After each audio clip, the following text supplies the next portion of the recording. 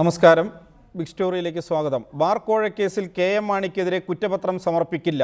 വേണ്ടത്ര തെളിവുകൾ ഇല്ലാത്തതിനാൽ കേസ് നിലനിൽക്കില്ല എന്ന നിയമോപദേശം പരിഗണിച്ചാണ് ADGP തീരുമാനമെടുത്തത്. അന്വേഷണ റിപ്പോർട്ടിൽ ഉടൻ തീരുമാനമെടുക്കുമെന്ന് ADGP അറിയിച്ചു. വിവരങ്ങളുമായി രതീഷ് തിരുവനന്തപുരത്ത് നിന്ന്. രതീഷ്, എന്താണ് ഇതിൻ്റെ വിശദാംശങ്ങൾ? ബാർക്കോഴ കേസിൽ ധനമന്ത്രി KM മാണിക്കെതിരെ കുറ്റപത്രം വേണ്ട എന്ന റിപ്പോർട്ടാണ് ADGP ഷെയ്ഖ് ദർവേസ് സാഹിബ് വിജിലൻസ് ഡയറക്ടർക്ക് നൽകിയിരിക്കുന്നത്. KM മാണിക്കെതിരെ കുറ്റപത്രം സമർപ്പിക്കുന്നതിന് മതിയായ തെളിവുകളില്ല എന്നാണ് ADGP റിപ്പോർട്ടിൽ പറയുന്നത്. നേരത്തെ അന്വേഷണ ഉദ്യോഗസ്ഥനായ R സുകേശൻ KM മാണിക്കെതിരെ കുറ്റപത്രം തയ്യാറാക്കാൻ തെളിവുകളുണ്ട് എന്ന് ചൂണ്ടിക്കാട്ടിക്കൊണ്ട് റിപ്പോർട്ട് സമർപ്പിച്ചിരുന്നു. പക്ഷേ ഈ റിപ്പോർട്ടിനെ ADGP പൂർണ്ണമായും തള്ളി. മാത്രവുമല്ല, ഇക്കാര്യത്തിൽ വിജിലൻസ് നിയമോപദേശകൻ അഡ്വക്കേറ്റ് CC അഗസ്റ്റിൻ നൽകിയ നിയമോപദേശം അദ്ദേഹം സ്വീകരിക്കുകയും ചെയ്തു. മതിയായ തെളിവുകളില്ലാത്തതിനാൽ കുറ്റപത്രം നിലനിൽക്കില്ല എന്ന വിജിലൻസ് ഡയറക്ടറുടെ നിയമോപദേശം സ്വീകരിക്കുന്നു എന്നാണ് ഫയലിൽ ADGP ഷെയ്ഖ് ദർവേസ് സാഹിബ് രേഖപ്പെടുത്തിയിരിക്കുന്നത്. ഈ റിപ്പോർട്ടാണ് ADGP കൈമാറിയിരിക്കുന്നത്. അതായത് ഇനി കേസന്വേഷണം അവസാനിപ്പിച്ചുകൊണ്ട് കോടതിയിൽ റഫർ റിപ്പോർട്ട് നൽകുക എന്നതാണ് ഇക്കാര്യത്തിലുള്ള നടപടിക്രമം. വിജിലൻസ് ഡയറക്ടറാണ് പക്ഷേ ഇക്കാര്യത്തിൽ അന്തിമ തീരുമാനമെടുക്കേണ്ടത്. വിജിലൻസ് ഡയറക്ടർ ഇന്നത്തെ സാഹചര്യത്തിൽ ഈ റിപ്പോർട്ട് അംഗീകരിക്കാൻ തന്നെയാണ് സാധ്യത. അംഗീകരിച്ച് കോടതിക്ക് അന്തിമമായ റിപ്പോർട്ട് സമർപ്പിക്കണം. കോടതിയാണ് അന്വേഷണ റിപ്പോർട്ട് സ്വീകരിക്കണമോ വേണ്ടയോ എന്ന കാര്യത്തിൽ അന്തിമമായ തീരുമാനമെടുക്കുക. പ്രകാശ്. രതീഷ്, ഈ കാര്യത്തിൽ ഇപ്പോൾ ഒരു 7 മാസം നീണ്ടുനിന്ന അന്വേഷണം, ആ അന്വേഷണത്തിന് ശേഷം മതിയായ തെളിവുകൾ ലഭിച്ചു എന്നായിരുന്നു വാർത്തകൾ, സാക്ഷിമൊഴികൾ. അങ്ങനെ ഇരിക്കെ ഈ നിയമോപദേശത്തിൻ്റെ അടിസ്ഥാനത്തിൽ ഈ കേസ് പൂർണ്ണമായും അവസാനിപ്പിക്കാൻ കഴിയുമോ? അന്തിമമായ തീരുമാനം ഏത് സാഹചര്യത്തിലും കൈക്കൊള്ളേണ്ടത് കോടതിയാണ്. ഇക്കാര്യത്തിൽ വിജിലൻസിന്റെ അന്വേഷണ സംഘം 7 മാസം നീണ്ട അന്വേഷണം നടത്തിയ വിജിലൻസിന്റെ SP R സുകേശൻ വിജിലൻസ് ADGPക്ക് മുമ്പാകെ സമർപ്പിച്ച റിപ്പോർട്ടുണ്ട്. ആ റിപ്പോർട്ടിൽ KM മാണിക്കെതിരെ കേസെടുക്കുന്നതിന് വേണ്ടി, KM മാണിക്കെതിരെ കുറ്റപത്രം സമർപ്പിക്കുന്നതിന് വേണ്ടി മതിയായ തെളിവുകളുണ്ട് എന്ന് തന്നെയായിരുന്നു ചൂണ്ടിക്കാട്ടിയത്. KM മാണിക്ക് പണം വാങ്ങുന്നത് കണ്ടതായി സാക്ഷിമൊഴിയുണ്ട്. മാത്രവുമല്ല, KM മാണിക്കെതിരെയുള്ള മൊഴികളിൽ പലതും സാഹചര്യ തെളിവുകൾ KM മാണിക്ക് എതിരാണ്. ഇക്കാര്യത്തിൽ ഫോൺ രേഖകൾ അടക്കമുള്ള സാഹചര്യ തെളിവുകൾ KM മാണിക്ക് എതിരാണ് എന്നുകൂടി വിജിലൻസിന്റെ SP ആയ R സുകേശൻ സമർപ്പിച്ച റിപ്പോർട്ടിൽ ഉണ്ടായിരുന്നു. ഇതിനെ ഖണ്ഡിച്ചുകൊണ്ടായിരുന്നു നിയമോപദേശം നൽകിയത്. നേരത്തെ പല കേസുകളിലും നിയമോപദേശം തള്ളുകയും സ്വീകരിക്കുകയും ചെയ്ത സാഹചര്യം ഉണ്ടായിട്ടുണ്ട്. അന്തിമമായ റിപ്പോർട്ടിന്റെ കാര്യത്തിൽ പക്ഷേ തീരുമാനമെടുക്കേണ്ടത് കോടതിയാണ്. കോടതി എല്ലാ വശവും പരിഗണിച്ച് വാദ്യഭാഗത്തെ അടക്കം കേട്ടതിനു ശേഷം മാത്രമേ ഇക്കാര്യത്തിൽ അന്തിമമായ തീരുമാനമെടുക്കൂ. പാമോലിൻ ടൈറ്റാനിയം കേസുകളിൽ വിജിലൻസ് സമർപ്പിച്ച അന്വേഷണ റിപ്പോർട്ടിനെ തള്ളിക്കൊണ്ട് തുടരന്വേഷണം നടത്താൻ തീരുമാനിച്ച സാഹചര്യം തിരുവനന്തപുരത്തെ ഇതേ വിജിലൻസ് കോടതിയിലുണ്ട്. ഈ വിജിലൻസ് കോടതിയിൽ തന്നെയാണ് കേസ് ഇനിയും എത്തേണ്ടത്. അതുകൊണ്ട് തന്നെ അന്തിമമായ തീരുമാനം കോടതിയുടേതാകും. സ്വാഭാവികമായും വലിയ നിയമയുദ്ധം തന്നെ ഇക്കാര്യത്തിൽ ഇനി വ്യക്തമാണ്, വളരെ വ്യക്തമാണ്. ഈ വിഷയമാണ് ഇന്ന് ബിഗ് സ്റ്റോറി ചർച്ച ചെയ്യുന്നത്. Kerala Congress B chairman Shri R Balakrishna Pillai, Shri PC George MLA, Kerala Congress M general secretary Shri Antony Raju, advocate Jayashankar, advocate Udayabhanu, ഞങ്ങളുടെ പ്രതിനിധി S വിജയകുമാർ എന്നിവരാണ് ഈ ചർച്ചയിൽ പങ്കെടുക്കുന്നത്. ശ്രീ R ബാലകൃഷ്ണപിള്ള, KM മാണിയുമായി ബന്ധപ്പെട്ട ബാർ കോഴ കേസിൽ വിജിലൻസിന് തെളിവ് നൽകിയ ഒരാളാണ് താങ്കൾ. ഇപ്പോൾ മതിയായ തെളിവുകളില്ല, അതുകൊണ്ട് കേസെടുക്കാൻ കഴിയില്ല എന്ന നിയമോപദേശം, കുറ്റപത്രം നൽകാനാവില്ല എന്ന നിയമോപദേശം, അത് നിലനിൽക്കുന്നതാണോ? എനിക്ക് ഇതിനെക്കുറിച്ച് പറയാനുള്ളത്, ഞാൻ ഈ കേസിനെ മൊഴി കൊടുക്കേണ്ടി വന്നത് ബിജു രമേശ് എന്നെ വിളിച്ച് ഫോണിൽ സംസാരിച്ചപ്പോൾ ഞാൻ പറഞ്ഞു, ഞാനിത് നേരത്തെ കേട്ടിരുന്നു, ഉമ്മൻചാണ്ടിയുടെ ശ്രദ്ധയിൽപ്പെടുത്തിയതാണ് എന്ന് പറഞ്ഞതാണ് എന്നെ സാക്ഷിയായി വിളിക്കാൻ കാരണം. അപ്പൊ അതിന്റെ ബാക്ക്ഗ്രൗണ്ട് ഒന്ന് പറയണം, എന്നാലേ ശരിയാകത്തുള്ളൂ. സെപ്റ്റംബർ മാസം 28-ാം തീയതി ഞാനൊരു പേപ്പർ കൊടുക്കുകയും ഉമ്മൻചാണ്ടിയെ കാണുകയും ഞങ്ങളുടെ MLA ഗണേശൻ ഉൾപ്പെടെ പോയി കാണുകയും രാത്രി 10 മണിക്ക് ശേഷം ഒരു 1.5 മണിക്കൂർ ഈ മന്ത്രിമാരുടെ അഴിമതികളെ കുറിച്ച് സംസാരിച്ചത് ഈ മന്ത്രിസഭ നന്നായി പോകണമെന്ന് കരുതി UDF-കാരനായി UDF-ലുള്ള കാലത്താണ് ഞാൻ എല്ലാ യോഗങ്ങളിലും ഈ അഴിമതി കഥകളെ കുറിച്ച് 2 കൊല്ലം 2.5 കൊല്ലം ഞാനിങ്ങനെ തുടർച്ചയായിട്ട് ഓരോ മന്ത്രിമാരുടെ അഴിമതികളെ കുറിച്ച് പറയുമ്പോൾ എഴുതി കൊടുക്കാൻ പറയും. അങ്ങനെ ഉമ്മൻചാണ്ടിക്ക് 3 കത്ത് ഞാൻ പലപ്പോഴായിട്ട് കൊടുത്തിട്ടുണ്ട്, എല്ലാം കൂടെ ക്രോഡീകരിച്ച്. ഇതൊക്കെ കഴിഞ്ഞപ്പോഴാണ് ഇതോടൊപ്പം തന്നെ മറ്റു പല കാര്യങ്ങളും ബാബു ഉൾപ്പെടെ, പിന്നെ ജേക്കബിന്റെ മോൻ ഉൾപ്പെടെ ഉള്ള എല്ലാ പല കാര്യങ്ങളും വേറെ ചിലരുണ്ട്, എല്ലാം ഞാൻ എഴുതി കൊടുക്കും. ഇത് സെപ്റ്റംബർ 28. ബിജു രമേശ് ഇത് പുറത്തു പറയുന്നത് നവംബറിലാണ്. ഒക്ടോബർ കഴിഞ്ഞ ഞാനിത് പറഞ്ഞ് 1 മാസവും 4 ദിവസവും കഴിഞ്ഞപ്പോഴാണ് ഞാനിത് അറിയുന്നത്. കേരളത്തിലെ ഒരുപാട് ബാറുടമസ്ഥന്മാര് ഇങ്ങനെ പണം ചോദിച്ചതും പണം കൊടുക്കാത്തതും കൊണ്ട് ഇന്നൊക്കെ ചെയ്തു, ക്യാബിനറ്റ് എന്നൊക്കെ പറഞ്ഞ് എന്റെ അടുത്ത് വന്ന് പറഞ്ഞു. ഞാനതൊന്നും വിശ്വസിക്കുകയും ചെയ്തില്ല, അതിലേക്ക് ഞാൻ കിടക്കുന്നില്ല. പക്ഷെ ഈ ഗവൺമെന്റ് നന്നായി പോകണം. UDF അഴിമതിക്കെതിരായി സമരം ചെയ്ത് വന്നവരാണ്. UDF നന്നായി പോകണം. ഈ അഴിമതി ഇങ്ങനെ പോയാൽ UDF-ന് ഒരു രക്ഷയില്ല എന്നുള്ള സതുദ്ദേശത്തോടു കൂടിയാണ് ഞാൻ ഉമ്മൻചാണ്ടി ഉള്ളത്. ഇത് ഉമ്മൻചാണ്ടിക്ക് നിഷേധിക്കാമോ? ഉമ്മൻചാണ്ടി ജീവിച്ചിരിപ്പുണ്ടല്ലോ. ഞാൻ കൊടുത്ത ഈ കടലാസുകളെല്ലാം ഞാൻ അതിനുശേഷം വിജിലൻസ് ഡയറക്ടർ കൊടുത്തിട്ടുണ്ട്. അതിന്റെ തെളിവുകൾ എന്റെ കയ്യിലുണ്ട്. അത് പത്രങ്ങളിലൊക്കെ വന്നതാണ്. ഈ കേസിൽ മാണിയുടെ പേരിൽ ഇപ്പൊ പറഞ്ഞിരിക്കുന്ന ന്യായങ്ങൾ ഈ വിജിലൻസിന്റെ ഓഫീസർ ക്വിക്ക് വെരിഫിക്കേഷൻ ആകാമെന്നും FIR ഇടണമെന്നും കൊടുത്ത അഗസ്റ്റിൻ എന്തിനാ ചെയ്തേ? ഇപ്പോ ആന്റണി രാജുവോട് ഇരിപ്പുണ്ട്. എന്തിനാ ചെയ്തേ? ഒരു തെളിവും ഇല്ലെങ്കിൽ പിന്നെ എന്തിനാ അത് ചെയ്തത്? ഇത് ചുമ്മാതെ കയറി വന്നൊരു പോലീസ് സ്റ്റേഷൻ ഇപ്പൊ FIR ഇട്ടതല്ലല്ലോ. ക്വിക്ക് വെരിഫിക്കേഷൻ കഴിഞ്ഞ് ആവശ്യമായ തെളിവുണ്ടെന്ന് ബോധ്യപ്പെട്ട് അഗസ്റ്റിന്റെ അംഗീകാരത്തോടു കൂടിയാണ് FIR ഇട്ട് മാണിയെ പ്രതി ചേർത്ത് കേസ് ഇൻവെസ്റ്റിഗേറ്റ് ചെയ്തത്. അപ്പൊ ആദ്യം തന്നെ ചെയ്ത തെറ്റല്ലേ? ബാബുവിന്റെ കാര്യത്തിൽ ചെയ്തില്ലല്ലോ. ആദ്യമായി തെറ്റാണ്. ആ തെറ്റ് ചെയ്തെങ്കിൽ അതിനുശേഷം നടന്ന അന്വേഷണത്തിൽ എന്നെ പോലീസ് വിളിച്ചിരുന്നു. പോലീസ് എന്നെ വന്ന് കണ്ടു. ഞാൻ മൊഴി കൊടുത്തു. ആ മൊഴി കൊടുത്ത ഉദ്യോഗസ്ഥൻ എന്നോട് പറഞ്ഞത് വളരെ ക്ലിയർ തെളിവുകളുണ്ട്. അപ്പൊ ഞാൻ എന്താ നിങ്ങൾ ചെയ്യാൻ പോകുന്നത്? ഞങ്ങൾ സത്യം അനുസരിച്ച് ചെയ്യും.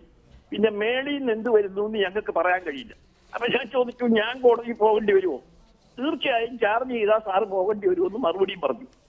പക്ഷെ ഞാൻ അന്നും ഇന്നും വിശ്വസിക്കുന്നത് മാണിയുടെ പേരിലുള്ള വ്യക്തമാണ്. താങ്കളിലേക്ക് തിരിച്ചെത്താം. ശ്രീ ആന്റണി രാജു, ആർ ബാലകൃഷ്ണപിള്ള ബാർക്കോഴ കേസിൽ തെളിവ് കൊടുത്തു. അദ്ദേഹം UDF-ന്റെ ഭാഗമായിരുന്ന സമയത്ത് ആദ്യം മുഖ്യമന്ത്രിയുടെ ശ്രദ്ധയിൽ കൊണ്ടുവന്ന കാര്യങ്ങൾ, അതുപോലെ ബാർ ഉടമകളിൽ നിന്ന് ലഭിച്ച വിവരങ്ങൾ, ഇങ്ങനെ പണസമാഹരണം നടത്തി അതനുസരിച്ച് പണം കൊടുത്തതായി അദ്ദേഹത്തോട് ബാർ ഉടമകൾ പറഞ്ഞ കാര്യങ്ങൾ, അതനുസരിച്ചുള്ള മൊഴി അദ്ദേഹം കൊടുത്തു.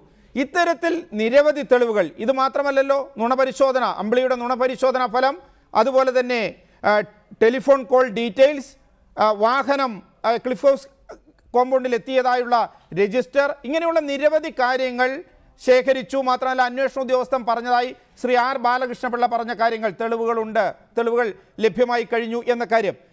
അങ്ങനെ ഒരു അന്വേഷണ ഉദ്യോഗസ്ഥൻ 7 മാസത്തോളം അന്വേഷിച്ച് ഒരു റിപ്പോർട്ട് കൊടുക്കുന്നു. ആ റിപ്പോർട്ട് സ്വാഭാവികമായും ഒരു ജുഡീഷ്യൽ സ്ക്രൂട്ടിനിക്ക് വിധേയമാക്കുക, കോടതിയിൽ ചെല്ലുക, അവിടെ വച്ച് അത് തെറ്റ് ചെയ്തോ ഇല്ലയോ എന്ന് തീരുമാനിക്കുക. അതിനപ്പുറം ഈ കാര്യത്തിൽ ഇപ്പോൾ ഇങ്ങനെ ഒരു തീരുമാനം, അതായത് ഒരു പൊളിറ്റിക്കൽ നിയമനമാണല്ലോ ഈ നിയമോപദേഷ്ടാവിൻ്റേത്. ഒരു പൊളിറ്റിക്കൽ നിയമനത്തിൻ്റെ ഭാഗമായി നിയമിക്കപ്പെട്ട ഏത് മുന്നണിയുടെ ഭാഗമാകട്ടെ, ഒരു നിയമോപദേശത്തിൻ്റെ അടിസ്ഥാനത്തിൽ ഇത് കോടതിയുടെ പരിഗണനയ്ക്ക് വിടാതെ അവസാനിപ്പിക്കുന്ന ഈ നടപടി, അത് ശരിയാണോ? പ്രകാശ് പറഞ്ഞതുപോലെ കോടതിയുടെ പരിഗണനയ്ക്ക് വിടാതെ അല്ല ഈ കേസിൻ്റെ അന്വേഷണം പൂർത്തിയാക്കുന്നത്. ഇത് കോടതിയിലേക്ക് ചെന്ന് വിജിലൻസ് കോടതിയാണ് ഇക്കാര്യത്തിൽ അന്തിമമായ തീരുമാനമെടുക്കേണ്ടത്.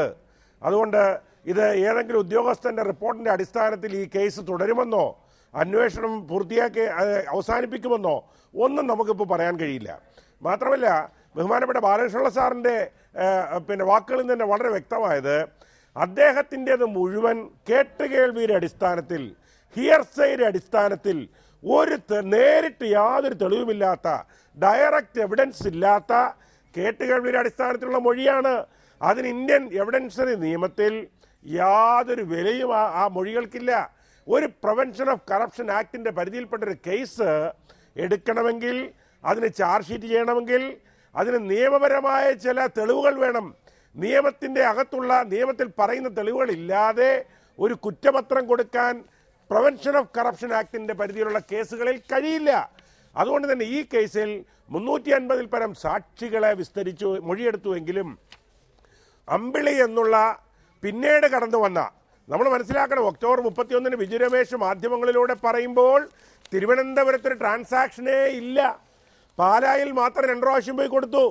ഒക്ടോബർ 31-ന് മാധ്യമങ്ങളോട് പറയുമ്പോൾ അമ്പിളി എന്ന കഥാപാത്രമില്ല, വിജു രമേശിൻ്റെ വാഹനമില്ല. ഇതൊന്നുമില്ലാതെ 6 ദിവസം കഴിഞ്ഞ് നവംബർ 6-ാം തീയതിയാണ് ആദ്യം അദ്ദേഹം തിരുവനന്തപുരത്തെ ഒരു ട്രാൻസാക്ഷനെ കുറിച്ച് പറയുന്നത്. അതുകൊണ്ട് തന്നെ ഒരു വിധത്തിൽ പറഞ്ഞാൽ ഫസ്റ്റ് ഇൻഫർമേഷൻ സ്റ്റേറ്റ്മെന്റ് എന്ന് പറയുന്ന ബിജു രമേശിന്റെ മൊഴി എന്ന് പറയുന്നത് ഈ നിങ്ങളുടെ ചാനലുകളിലൊക്കെ 31-ാം തീയതി രാത്രി വന്നിരുന്ന് ബിജു രമേശ് ശ്രീ ആന്റണി രാജു, ബിജു രമേശിന്റെ മൊഴി തെറ്റോ ശരിയോ ആകട്ടെ, അതിൽ തർക്കമില്ല. അതല്ലെങ്കിൽ ഈ തെളിവുകളൊന്നും തന്നെ നിയമപരമായി നിലനിൽക്കാത്തതാകട്ടെ, അതിലും തർക്കമില്ല. പക്ഷേ ഈ കാര്യം 7 മാസം അന്വേഷിച്ചല്ലോ ഒരു ഉദ്യോഗസ്ഥൻ, അതനുസരിച്ച് റിപ്പോർട്ട് ഉണ്ടാക്കിയല്ലോ.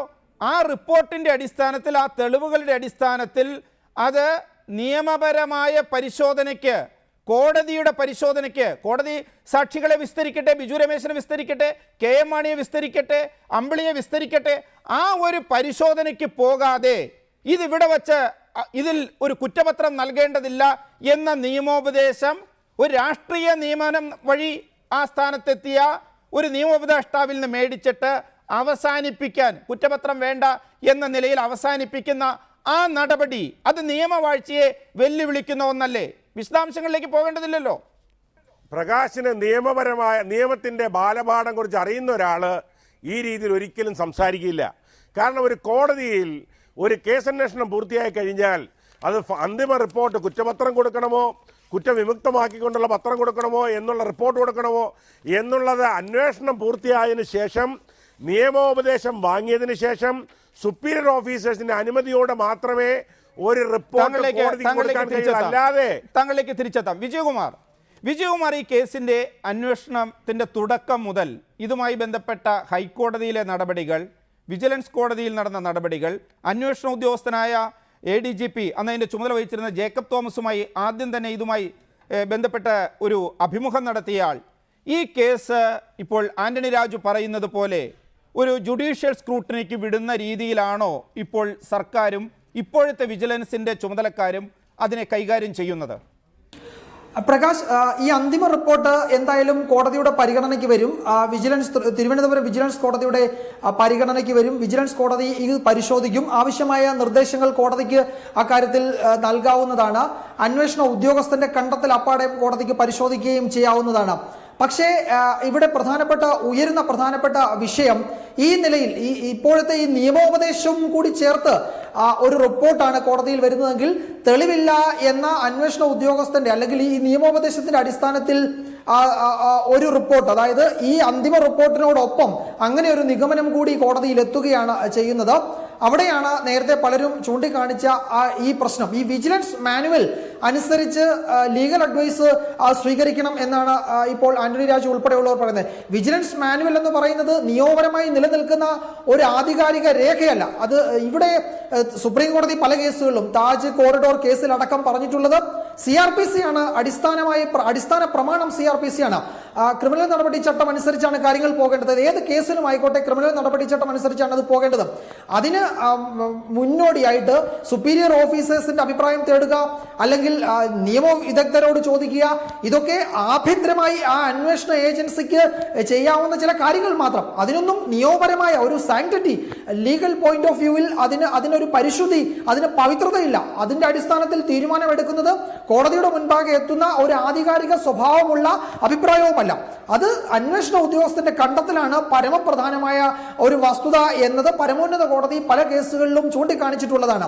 അതിനെ അതിലംഘിക്കുന്ന തരത്തിൽ നിയമോപദേശം നൽകുന്നത് അതിന് പിൻബലമായി പലരും പറയുന്നത് ഈ പറയുന്ന വിജിലൻസ് മാനുവലിൽ അങ്ങനെ പറഞ്ഞിട്ടുണ്ട് എന്നാകാം. ഈ വിജിലൻസ് മാനുവൽ ഒരു നിയമമല്ലല്ലോ, അത് ആഭ്യന്തരമായി വിജിലൻസിന് ചെയ്യാവുന്ന ചില കാര്യങ്ങളെ പറ്റി പറയുന്ന ഒരു രേഖ മാത്രമാണ്. അതിന് നിയമപരമായി കോടതിയുടെ മുൻപാകെ വരുമ്പോൾ ആ നിലയ്ക്കുള്ള ഒരു പരിശുദ്ധി, പവിത്രത ഈ പറയുന്ന വിജിലൻസ് മാനുവലിനില്ല. അതുകൊണ്ട് വിജിലൻസ് മാനുവൽ അനുസരിച്ച് നിയമോപദേശം തേടണം എന്നത് കോടതിയുടെ മുൻപാകെ പറയേണ്ട ഒരു കാരണമേ ആയി ഒരു ഘട്ടത്തിൽ നമുക്ക് പറയാൻ കഴിയില്ല. അത് CBIയോടും വിജിലൻസിനോടും ഒക്കെ സുപ്രീം കോടതി പറഞ്ഞിട്ടുള്ളതാണ്.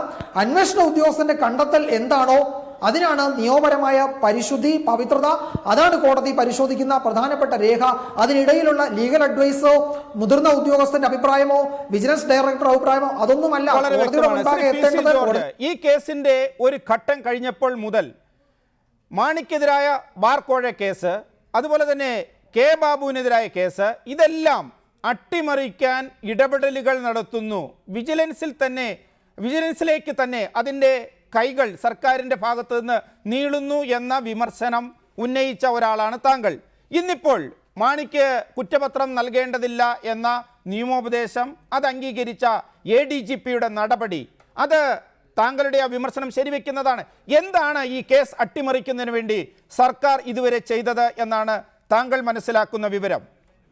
ഇതുവരെ ചെയ്തതല്ല, അട്ടിമറിക്കുന്ന നടപടി സ്വീകരിച്ചിട്ടുള്ളല്ലോ. ഈ കേസ് തെളിയിക്കാനുള്ള നടപടി സ്വീകരിച്ചിട്ടില്ലല്ലോ.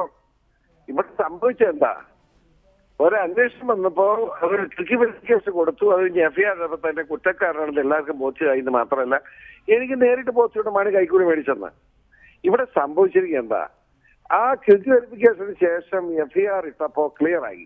അത് കഴിഞ്ഞ് 7 മാസം ഒരു SP, അതറിയാം, ആ SP എന്ന് പറയുന്നത് കേരള പോലീസിൽ ഏറ്റവും സത്യസന്ധനായ കൈക്കൂലിക്കാരനല്ലാത്ത മാന്യ ഒരു SP ആണ്. അദ്ദേഹത്തിന് കീഴിൽ 7 മാസം അന്വേഷണം നടത്തി റിപ്പോർട്ട് കൊടുത്താൽ ആ റിപ്പോർട്ട് പൂഴ്ത്താൻ രാഷ്ട്രീയ അപ്പോയിന്റ്മെന്റ് മേടിച്ച് അഗസ്റ്റിൻ എന്ന് പറഞ്ഞാൽ എങ്ങനെ കഴിയും? ഉമ്മൻചാണ്ടി, KM മാണി, അഗസ്റ്റിൻ, അങ്ങനെ കുറെ അഗസ്റ്റിന്മാരും എല്ലാം കൂടെ ചേർന്ന് വെറും 19% ഉള്ളു ഇത്. മനസ്സിലായോ? ഞാൻ വർഗീയത പറയുന്നതാണ്, തിരിച്ചരിക്കരുത്. ഈ 19% ഈ രാജ്യത്ത് മുഴുവൻ കൊള്ളയടിച്ചുകൊണ്ടിരിക്കുകയാണെന്ന് കേരളത്തിലെ ജനങ്ങൾ കരുതിയാൽ നമ്മളെ സംസ്ഥാനത്ത് ഉണ്ടാകാൻ പോകുന്ന പ്രശ്നങ്ങൾ എന്താ? കൊള്ളയടിച്ചാൽ ആരും ചോദിക്കാനും പറയാനും ഇല്ലെന്ന് വന്നു കഴിയുമ്പോൾ മനസ്സിലാക്കണം, ആ AGP എന്ന് പറയുന്ന മാന്യൻ എന്താ പറഞ്ഞേ, എനിക്ക് സമ്മർദ്ദം ഉണ്ടെന്ന്. ഞാൻ അന്നേരം ആ സമ്മർദ്ദം ഉണ്ടെന്ന് കേട്ട് എന്തായാലും പറഞ്ഞ് ഇങ്ങനെ സമ്മർദ്ദത്തിന് വഴങ്ങിന്ന് എനിക്ക് ബോധ്യമുണ്ടെന്ന് ഞാൻ പറഞ്ഞതാ.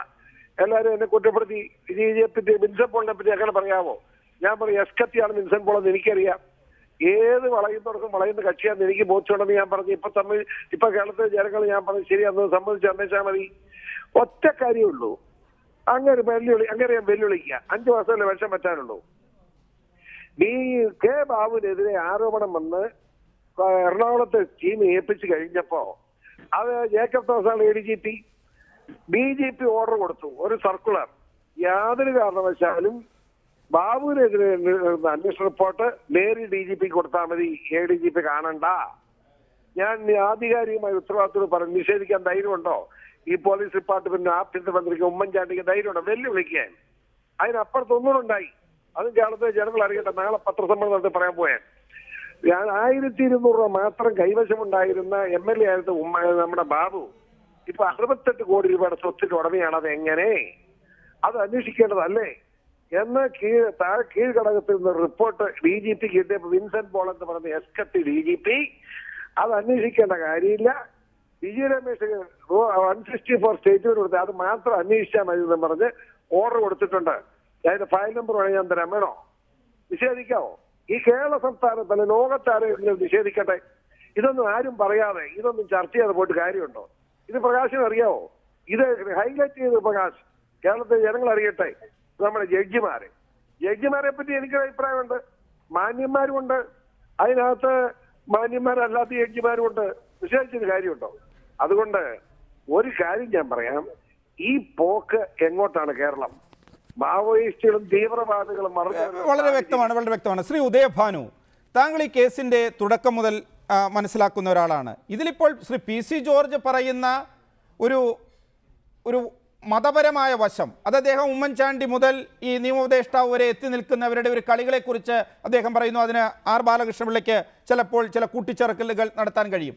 ഇത് ഓരോ ഘട്ടത്തിലും ഒരു KM മാണിക്കെതിരായ കേസ്, K ബാബുവിനെതിരായ കേസ്, ഇത് അട്ടിമറിക്കാൻ നടത്തുന്ന പ്രവർത്തനങ്ങൾ, ആ പ്രവർത്തനങ്ങളുടെ ഭാഗമായിട്ട് ക്വിക്ക് വെരിഫിക്കേഷനിൽ K ബാബുവിനെതിരായ കേസ് അവസാനിക്കുന്ന അവസ്ഥ, അതുപോലെ KM മാണിക്കെതിരെ ദീർഘമായ അന്വേഷണം, തെളിവെടുപ്പ്, ആ തെളിവുകളെക്കുറിച്ചും മാണി പണം വാങ്ങിയെന്നതിനെക്കുറിച്ചും പൊതുസമൂഹത്തിന് ബോധ്യപ്പെടുന്ന രീതിയിൽ വിജിലൻസിൽ നിന്ന് തന്നെ വാർത്തകൾ പൊതുസമൂഹത്തിലേക്ക് എത്തിയത്, അതിനെതിരെ മാണിയുടെ ഭാഗത്തു നിന്നും വാർത്ത ചോരുന്നതിനെതിരെ അന്വേഷണം ആഭ്യന്തര വകുപ്പിൻ്റെ. അപ്പോൾ വിജിലൻസ് അന്വേഷണത്തിൽ കണ്ടെത്തിയ യഥാർത്ഥ വിവരങ്ങൾ അത് പുറത്തു പോകുന്നത് തടയാൻ സർക്കാർ നടത്തിയ പ്രവർത്തനങ്ങൾ, അതങ്ങനെ ഒളിച്ചു വച്ചുകൊണ്ട് മാണിയെ കുറ്റവിമുക്തനാക്കുന്ന ഏറ്റവും അവസാനം നിയമോപദേശം, അതിൻ്റെ അംഗീകാരം, ഇതിനെതിരെ നിയമപരമായി എന്ത് നടപടികൾ സ്വീകരിക്കാൻ കഴിയും?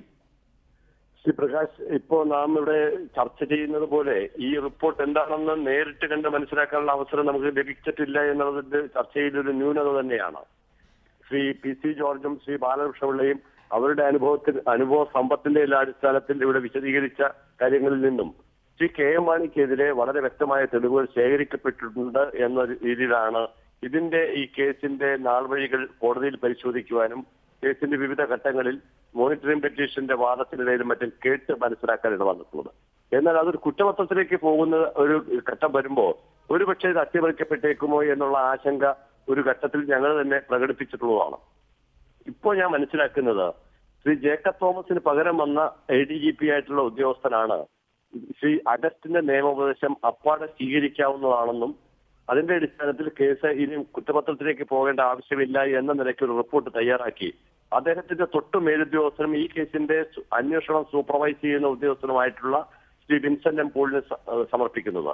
ഇനി ഞാൻ പ്രതീക്ഷിക്കുന്നത് ശ്രീ വിൻസെന്റ് M. പോളിൽ നിന്നും ന്യായമായിട്ടുള്ള ഒരു സമീപനം ഉണ്ടാകുകയെന്നും തീർച്ചയായിട്ടും അദ്ദേഹം ഈ തെളിവുകളുടെ അടിസ്ഥാനത്തിൽ ഈ കേസ് ഒരു പുനഃപരിശോധനയ്ക്ക് വിധേയമാക്കി തന്റെ കീഴുദ്യോഗസ്ഥനായിട്ടുള്ള ശ്രീ സുകേശൻ സമർപ്പിച്ചതിന്റെ അടിസ്ഥാനത്തിൽ തന്നെ കുറ്റപത്രം സമർപ്പിക്കത്തക്ക രീതിയിലുള്ള ഇപ്പോഴുള്ള നിയമോപദേശം തള്ളുകയും ആവശ്യമെന്ന് വന്നാൽ പുതിയ നിയമോപദേശം സ്വീകരിക്കുകയോ അല്ലെങ്കിൽ അദ്ദേഹത്തിന്റെ തന്നെ ഒപ്പീനിയന്റെ അടിസ്ഥാനത്തിൽ കുറ്റപത്രത്തിലേക്ക് പോകും എന്ന ഒരു ശുഭാപ്തി വിശ്വാസം.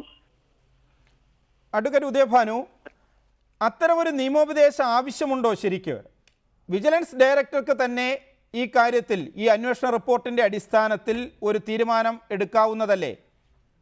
പ്രകാശ്, എല്ലാം പറയുന്നതും അതുപോലെ സൂപ്പർവൈസറി ജൂറിസ്ഡിക്ഷൻ, സൂപ്പർവൈസറി ഇൻവെസ്റ്റിഗേഷൻ എന്നെല്ലാം പറയുന്നത് ഈ നമ്മുടെ CRPCയിലോ അന്വേഷണ സംവിധാനങ്ങളിലോ ഒന്നും തന്നെ ഇല്ലാത്തതാണ്. MC മേത്ത കേസിൽ സുപ്രീം കോടതി വളരെ അസന്നിഗ്ധമായിട്ട് പറഞ്ഞു ഇത്തരം നടപടിക്രമങ്ങളെല്ലാം നിരാകരിക്കപ്പെടേണ്ടതാണ്, സ്വീകരിക്കാൻ പാടില്ലാത്തതുമാണ്. ക്രിമിനൽ പ്രൊസീജിയർ കോഡിന്റെ ചട്ടങ്ങൾ അനുസരിച്ച് നടത്തുന്ന ഇൻവെസ്റ്റിഗേഷനിൽ അന്വേഷണ ഉദ്യോഗസ്ഥനാണ് ഏറ്റവും പ്രധാനപ്പെട്ടയാണ്. അന്വേഷണ ഉദ്യോഗസ്ഥർ സ്വീകരിക്കുന്ന തീരുമാനങ്ങൾ, അന്വേഷണ ഉദ്യോഗസ്ഥർ എത്തിച്ചേർന്ന കണ്ടെത്തലുകൾ, ആ കണ്ടെത്തലുകളുടെ അടിസ്ഥാനത്തിൽ മറ്റാരുടെയെങ്കിലും സ്വാധീനത്തിന് വഴങ്ങാതെ മറ്റേതെങ്കിലും രീതിയിലുള്ള എക്സ്റ്റേണൽ ഫോഴ്സിന്റെ തീരുമാനങ്ങൾക്കോ ഒരു ഇടപെടലിനോ വഴങ്ങാതെ അത് അങ്ങനെ തന്നെ കോടതിയിൽ സമർപ്പിക്കാൻ ബാധ്യസ്ഥനായിട്ടുള്ള ഉദ്യോഗസ്ഥനാണ് അന്വേഷണ ഉദ്യോഗസ്ഥൻ. ഇവിടെ വിജിലൻസ് മാനുവൽ പ്രകാരവും ചില സുപ്രീം കോടതിയിലെ ആദ്യകാലങ്ങളിലുണ്ടായ ജഡ്ജ്മെന്റുകളെല്ലാം പ്രകാരവും ഇത് നിയമോപദേശം സ്വീകരിക്കുന്നുണ്ട്. ആ നിയമോപദേശത്തിന്റെ എല്ലാം അടിസ്ഥാനത്തിലാണ് ഈ പറയുന്ന രീതിയിൽ റിപ്പോർട്ടുകൾ കൊടുക്കുന്നത്. ഇവിടെ അന്വേഷണ ഉദ്യോഗസ്ഥൻ സ്വതന്ത്രമായെടുത്ത തീരുമാനത്തിന്റെ റിപ്പോർട്ട് യഥാവിധി കോടതിയിൽ വന്നിരുന്നുവെങ്കിൽ ഈ പറയുന്ന രീതിയിലുള്ള തർക്കവിതർക്കങ്ങൾക്ക് ഒരുപക്ഷെ. അഡ്വക്കേറ്റ് ഉദയഭാനു, ആ രീതിയിലാണെങ്കിൽ ഇപ്പോൾ വിജിലൻസിന് ഒരു നിയമോപദേശം കിട്ടി, മാണിക്കെതിരെ കുറ്റപത്രം വേണ്ട, അത് വിജിലൻസ് ഡയറക്ടർ അംഗീകരിച്ചു എന്ന് തന്നെ ഇരിക്കട്ടെ, നിയമപരമായി നിലനിൽക്കുമോ? കോടതിയിൽ ചോദ്യം ചെയ്താൽ ഈ അന്വേഷണ ഉദ്യോഗസ്ഥൻ്റെ അന്വേഷണ റിപ്പോർട്ട്, ആ അന്വേഷണ റിപ്പോർട്ടിന് ആധാരമായ തെളിവുകൾ, സാക്ഷിമൊഴികൾ എല്ലാം കോടതിക്ക് മുന്നിലേക്ക് വരില്ലേ? അങ്ങനെ വന്നാൽ ഇത്തരമൊരു നിയമോപദേശത്തിൻ്റെയോ വിജിലൻസ് ഡയറക്ടറെയോ അല്ലെങ്കിൽ വിജിലൻസിനെയോ സർക്കാർ സ്വാധീനിച്ചോ താൽക്കാലികമായി ഈ കേസിൽ നിന്ന് കുറ്റപത്രം നൽകുന്നതിൽ നിന്ന് തടയാൻ കഴിയുമെങ്കിലും ആത്യന്തിക വിജയം നിയമപരമായി നേടാൻ കഴിയുമോ? ഈ വിജിലൻസ് ഡയറക്ടർക്ക് ഇപ്പോ ഈ പറഞ്ഞതുപോലെ നിയമോപദേശം സ്വീകരിക്കുകയും തന്റെ ADGP സമർപ്പിച്ച റിപ്പോർട്ട് അപ്പാടെ തന്നെ സ്വീകരിക്കുകയും ഈ KM മാണിക്കെതിരെ മുന്നോട്ട് പോകാൻ തക്ക തെളിവുകളില്ല, ഈ കേസന്വേഷണം ഇവിടെ അവസാനിപ്പിക്കേണ്ടതാണെന്ന രീതിയിൽ അന്വേഷണ റിപ്പോർട്ട് സമർപ്പിക്കുക എന്ന സാങ്കല്പികമായിട്ട് നമുക്കൊന്ന് ആലോചിച്ച് നോക്കാം. അങ്ങനെയാണെങ്കിൽ തന്നെയും കോടതി ആ റിപ്പോർട്ടുകളൊന്നും സ്വീകരിക്കേണ്ട കാര്യമില്ല. കോടതി പോലീസ് ഉദ്യോഗസ്ഥന്മാർ കൊടുക്കുന്ന റിപ്പോർട്ടുകൾ സ്വീകരിച്ച് വിതരണം ചെയ്യുന്ന ഒരു പോസ്റ്റ് ഓഫീസ് ഒന്നുമല്ല. കോടതി വളരെ ഇൻഡിപെൻഡന്റ് ആയിട്ട് ഈ കാര്യത്തിൽ സ്ക്രൂട്ടിനൈസ് ചെയ്ത് പരിശോധന നടത്തി നിലവിൽ ശേഖരിക്കപ്പെട്ട തെളിവുകൾ പ്രതിക്കെതിരെയുള്ള കുറ്റകൃത്യം അനാവരണം ചെയ്യാനായിട്ട് പര്യാപ്തമാണോ എന്ന് പരിശോധിച്ച് അതുണ്ട് എങ്കിൽ തീർച്ചയായിട്ടും പ്രതിയിൽ അന്വേഷണം നടത്തുവാൻ, ഇല്ല എങ്കിൽ എവിടെയാണ് അന്വേഷണത്തിൽ പാളിച്ചകൾ ഉള്ളത് എന്ന് മനസ്സിലാക്കി പാളിച്ചകളുള്ള സ്ഥലത്ത് വ്യക്തമായ രീതിയിൽ അന്വേഷണം നടത്തണമെന്ന്, ഒരു ദിശാബോധത്തോടെ അന്വേഷണം സമയബന്ധിതമായിട്ട് നടത്തണമെന്ന് ആവശ്യപ്പെടാനായിട്ടുള്ള ശക്തമായിട്ടുള്ള കരങ്ങളുള്ള ഒരു ഏജൻസി തന്നെയാണ് കോടതി, ഒരു ആയുധം തന്നെയാണ് കോടതി. ആ നിലയ്ക്ക് കോടതി ഇടപെടുകയാണ് എങ്കിൽ ഈ കുറ്റപത്രം സമർപ്പിച്ചത് മടക്കി കൊടുക്കുവാനും അന്വേഷണം പുനർ നടത്തുവാനുമുള്ള ഉത്തരവിടാനുള്ള നിയമപരമായിട്ടുള്ള അധികാരം കോടതിയിൽ നിക്ഷിപ്തമാണ്. ശ്രീ R. ബാലകൃഷ്ണപിള്ള, താങ്കൾ നൽകിയ തെളിവുകൾ, താങ്കളുടെ മൊഴി ഇതൊന്നും തന്നെ കേട്ടുകേൾവിയുടെ അടിസ്ഥാനത്തിലുള്ളതാണ്, നിയമപരമായി നിലനിൽക്കുന്നതല്ല. അതുപോലെ തന്നെയാണ് മറ്റു മൊഴികളും തെളിവുകളും എന്ന് വരുത്തി തീർത്തുകൊണ്ട് മാണിക്കെതിരെ തെളിവില്ല, അതുകൊണ്ട് കുറ്റപത്രം വേണ്ട. ഇതാണ് ഇപ്പോൾ വിജിലൻസ് ഇപ്പോൾ സ്വീകരിച്ചിരിക്കുന്ന നിലപാട്. കേട്ടുകേൾവിയുടെ അടിസ്ഥാനത്തിലല്ലാതെ വിജിലൻസ് കേസിൽ എങ്ങനെയാ മൊഴി കൊടുക്കേണ്ട? രേഖ വല്ലതും ഉണ്ടോ? രേഖയൊന്നുമില്ലല്ലോ. ഒരു ഫയലില്ലാതെ, ഒരു കടലാസില്ലാതെ, ഒരു സാക്ഷിമൊഴി ഇല്ലാതെ ഇവിടെ കേസുകൾ നടത്തിയിട്ടുള്ള കാര്യങ്ങളല്ലേ സ്റ്റേറ്റ് പോലീസും CBI-യും. കേസിലെ സാക്ഷിമൊഴി എന്ന് പറയുന്നത് സാഹചര്യ തെളിവ് കൂടാതെ, എവിഡൻസ് ആക്ട് അനുസരിച്ച് സാഹചര്യ തെളിവുകളുണ്ട്. അഡ്വക്കേറ്റ് ഉദയഭാനു അവിടെ ഇരിപ്പുണ്ട്. ഇപ്പൊ ജയചന്ദ്രൻ വരുന്നെങ്കിൽ അറിയാം, ഞാൻ അതിലേക്ക് കിടക്കുന്നില്ല. ഒരുപാട് കേസുകൾ ശിക്ഷിച്ചിട്ടുണ്ട്. ഇപ്പൊ ഞാനൊരു ഉദാഹരണം പറയാം പ്രകാശേ. ജയലളിതയുടെ കേസില് ഒരു തുണ്ട് കടലാസില്ല. ഡിസ്പ്രപ്പോർഷനേറ്റ് അസറ്റ് എന്ന് പറഞ്ഞത് അസറ്റ് മുഴുവൻ പ്രപ്പോസ്, അതായത് പണമടച്ച് നികുതി കൊടുത്തതാണെന്ന് സെൻട്രൽ ഇൻകം ടാക്സുകാരുടെ സർട്ടിഫിക്കറ്റ് ഉണ്ട്. ഒരാളും ജയലളിതയ്ക്ക് കാശ് കൊടുത്തത് കണ്ടിട്ടില്ല. ഒരാൾക്കും എന്തെങ്കിലും ഒരു തെളിവ് കൊടുക്കാൻ കഴിഞ്ഞിട്ടില്ല. കേട്ടുകഴിവിയ, ഇതെല്ലാം കേട്ടുകഴിവിയ കരുണാനിധിയുടെ കാലത്തുണ്ടാക്കിയ കേസാണ്. ആ കേട്ടുകഴിവ് വെച്ചാണല്ലോ ജയലളിതയെ 4 കൊല്ലവും 100 കോടി രൂപയും ശിക്ഷിച്ചത്. ശിക്ഷ ഇപ്പൊ പോയി, അത് വേറെ കാര്യം, ഇനി അപ്പീല. ഞാൻ ഉദാഹരണം പറഞ്ഞ ഇതുപോലെ ഒരുപാട് കേസുകൾ പറയാൻ എനിക്കുണ്ട്. കേട്ടുകേൾവിയല്ല, എനിക്ക് വിശ്വസിക്കാവുന്ന, എന്നെ സ്നേഹിക്കുന്ന, ഞാൻ ഒരിക്കലും പിരിവ് നടത്തുന്ന ആളല്ല. ഒരു ഷാപ്പുകാരൻ്റെ ആരുടെയെന്നോ ഇന്നുവരെ ഒരു പൈസ പിരിവ് മേടിച്ചിട്ടില്ല ജീവിതത്തിൽ. വളരെ വ്യക്തമാണ്. താങ്കൾ നേരത്തെ പറഞ്ഞതാണ് ആർ ബാലകൃഷ്ണപിള്ള അദ്ദേഹത്തിൻ്റെ ഉറപ്പിൻ്റെ അടിസ്ഥാനത്തിലാണ് മാണിക്കെതിരായ കേസിൽ സാക്ഷി പറഞ്ഞത്, മൊഴി നൽകിയത്. അതുപോലെ തന്നെ നിരവധി പേരുടെ മൊഴികൾ, തെളിവുകൾ ഇതൊന്നും തന്നെ മതിയാകില്ല ഉമ്മൻചാണ്ടിക്കും KM മാണിക്കും. കോഴ മേടിച്ചതിന് തെളിവില്ല എന്ന പതിവ് പല്ലവി.